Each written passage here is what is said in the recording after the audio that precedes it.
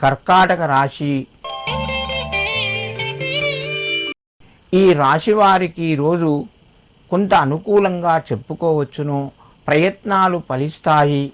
దీర్ఘకాలిక సమస్యలు పరిష్కారం వైపు వెళ్తాయి. సమయానికి మంచి నిర్ణయాలు తీసుకుంటారు. మిత్రుల ద్వారా శుభవార్తను వింటారు. వ్యాపార రంగంలో కొంత కలిసి వస్తుంది. దూర బంధువుల నుంచి ఆహ్వానాలు అందుతాయి.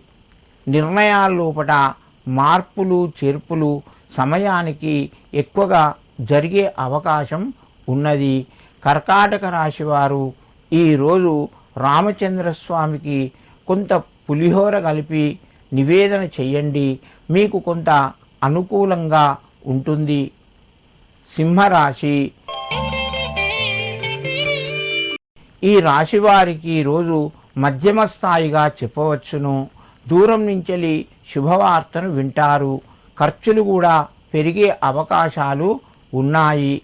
మిత్రుల ద్వారా కొంత మేలు కలుగుతూ ఉంటుంది.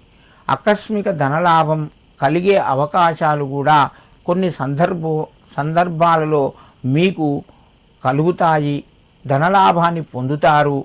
వ్యవహారాల లోపల కొంత చిక్కులు ఎదుర్కొనే అవకాశం ఎక్కువగా ఉన్నది. జాగ్రత్తగా వ్యవహారాలు నిర్వహించండి.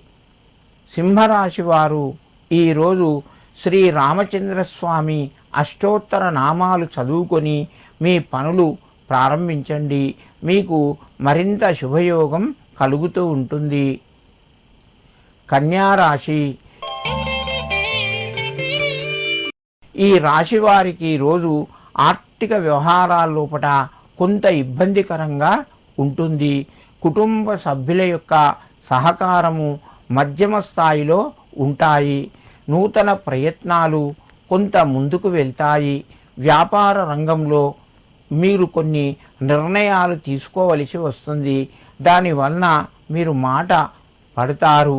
బాధపడకండి. మంచి నిర్ణయాలు తీసుకుంటారు. అవి మీకు మేలు చేస్తాయి. కన్యారాశి వారు ఈరోజు శ్రీ రామచంద్రస్వామినే నమః అని చెప్పి 11 సార్లు చదువుకొని మీ పనులు ప్రారంభించండి. మీకు మరింత శుభయోగం కలుగుతూ ఉంటుంది.